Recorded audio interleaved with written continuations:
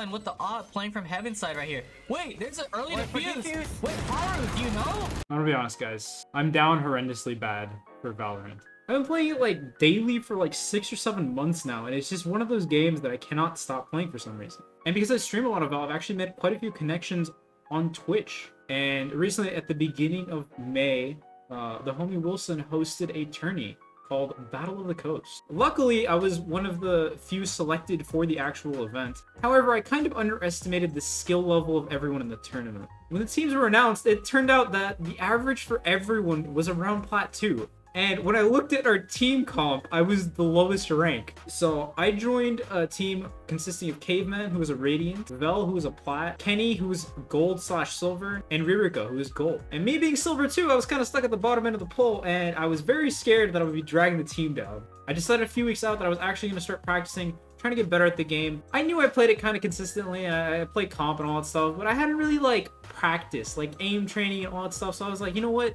We're going to take a week. We're going to focus on this, and we're going to start doing actual aim training. So in terms of aim training, my plan was very simple. I was going to do 1 round of 100 bots with the Sheriff, 1 round of 100 bots with the Phantom, and then finally 1 round of 100 bots with the Vandal. However, I thought aim labs would also be nice, so I decided to do some aim labs as well. I decided to do 3 sets of grid shot, spider shot, and strafe training daily. And as you'll find out, the aim labs might have been a bit of a stretch. For the first 3 days, I actually did everything I said I was gonna do. I did Sheriff, I did the Phantom, I did the Vandal, all 3 sets of the aim labs training. After day 3, I ended up not doing aim labs. It was taking a lot of time, so I just ended up doing the basic 3. And I was pretty consistent with that as well. I went up to day 5 and I kept it up. But then there was an issue. So, a few weeks back, Fortnite no build was taking over the world. And after so many people telling me it was fantastic, you should play it, you should try it, I decided to do it. We did it on stream. I was like, all right, you know what? Maybe this will actually be fun, and we might have a good time. Why did I do it, bro? But I got addicted to Fortnite. So much so that I stopped playing Val. But luckily, we still had 2 weeks until the actual tournament, so I decided to try and get back into it. However, I was feeling that the aim training wasn't really working up until this point. I decided to hit up some of my higher elo friends and ask them what I could do, and ask them to kind of coach me. Yo, Matt, what's good, man? Yo, what's good? Hey, dude, so there's this tournament coming up, and I needed some help with kind of getting better at the game, so I was wondering, would you be down to help me out and, like, coach me? What rank are you again? Oh, I'm Silver too. Oh, yeah, I'm really busy. I got some. My cat has some events going on today. I gotta take care of, and oh, it doesn't have to be today. I mean, like the tournament's like 3 weeks away, so. No, you know what? Like, really, I can't. Maybe like Siren. Oh. I don't know. Maybe someone closer to like your Annie. Oh. I don't know. Oh, thanks, man. I got you. I appreciate you taking the time, though. Yeah. Yeah, for sure, man. Yeah. Good luck finding someone that'll help you. Yeah. Thanks, man. Yeah, no problem. See ya. And yeah, luckily, the homie that actually sent me the link to sign up, Zay, actually helped me and coached me through some VODs, and I realized my issue wasn't necessarily aim, but it was game sense. So from there, I decided to go at it from a different angle. Instead of doing aim training, I was going to focus more on just playing the game, understanding the game, trying to develop that game sense, if you will. But since I'd already recorded data for some of the warm-ups, I decided, you know what, I'm just going to keep going. So I recorded data for the next 2 weeks. I skipped like 1 or 2 days in there, but yeah, if you guys are interested, this is the graph of my aim training throughout the preparation for the tournament. Then the actual tournament rolled around. Now, this was a double elimination tournament, so we had to lose 2 games to actually be out of the tournament. Going into it, me and my team had actually played a scrim or 2 together, and we decided that it'd be kind of funny if we showed up to the first game and we ran a 5-man duelist comp. So that's what we did. The game was very, very intense. We slaughtered on offense. However, once we got on defense, we started losing very, very badly. We ended up going into overtime, 17-15. It was a very intense match, but luckily we were able to pull it through. At the very end, we ended up flanking them from around and ended up helping us out. His Chamber finding the first pick over onto Yashards and a second onto Ian. Lotus Apple with the pick onto Alpha. Spike now going down.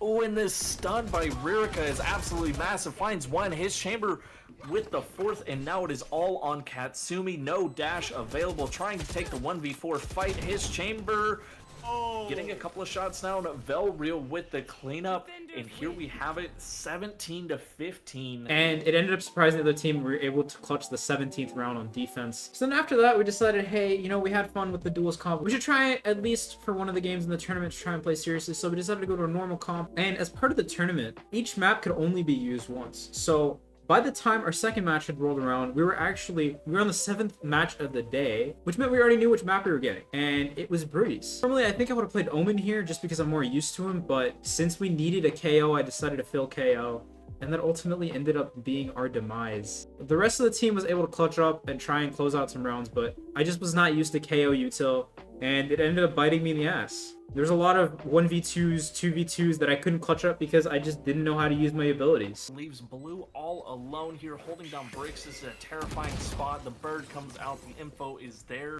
So unfortunately we lost that round, but again, this was double elimination, so we had the opportunity to go into the losers bracket and try and come back. We came back the next day with a new plan. We ended up deciding, hey, you know what? Let's just go for comfort picks. We'll know how to use our util. It'll end up helping us a lot more. So the next day I came in locked in. I was going to be an Omen. I was going to clutch up whenever I needed to.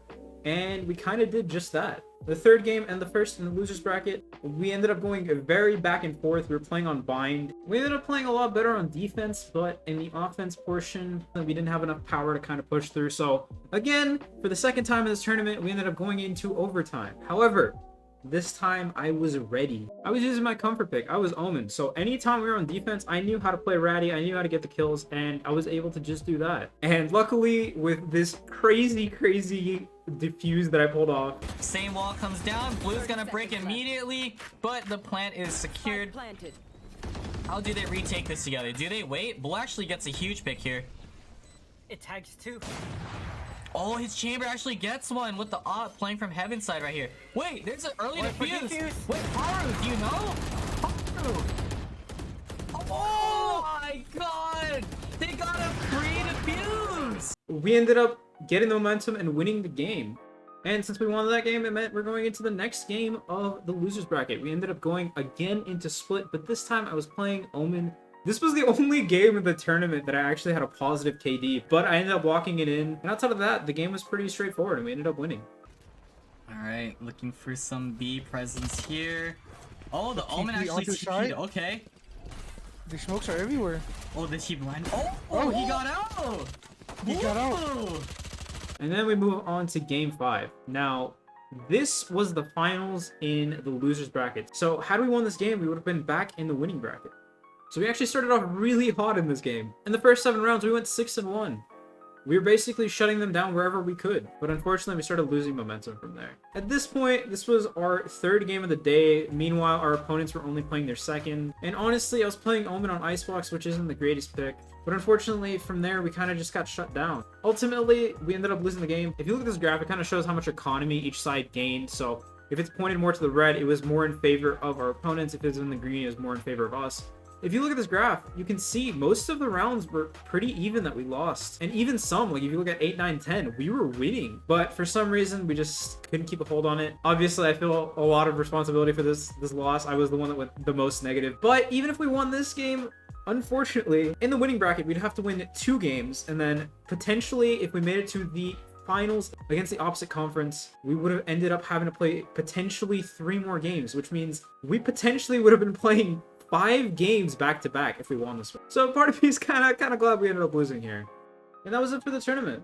Overall, I had a fantastic time. It was so much fun preparing for this tournament, playing against people I've come to know on Twitch, meeting a bunch of new people, and getting to showcase myself a little bit. Ultimately, I started off in preparing for this tournament at Silver 1, 33 RR. I played a lot of comp, lost a lot of comp, won a lot of comp. Almost hit Silver 3, but right now I'm sitting at Silver 2, roughly 11 RR. But at the end of the day, I feel like I've grown as a Val player and I've learned a lot. Huge shout outs to Wilson for hosting the tournament and inviting me. I had so much fun. And huge shout outs to the teammates as well. Caveman, Val, Kenny, and Ririka. It was super fun playing with you guys. If you guys see this, it was a blast and I learned a lot from each of you. And I also wanted to give a quick shout out to all the homies that came out and supported me in chat during the tournament. Even though we couldn't really see chat while we were playing, it was nice to go back and look at the VOD and see all of the hype on the side. So you guys are great and I really appreciate it. Finally, one huge shout out to Zay as well. He was the one who originally contacted me to join this tournament, sent me the sign up for it and stuff. And also he went through and did a VOD review with me, which he didn't have to do at all. So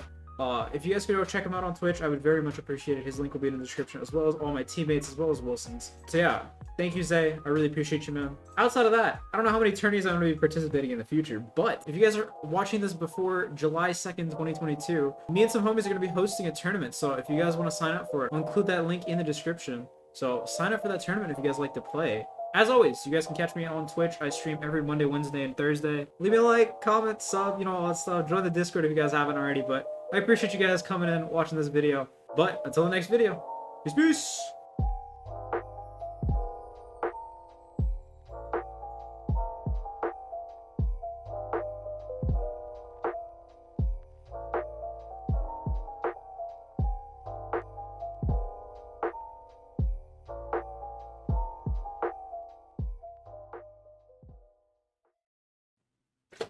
Bro, you can't see it because I'm wearing a black shirt, but that skit, I actually poured water on my eyes to make it look like I was crying, and I just spilled water everywhere. GG's, bro. GG's.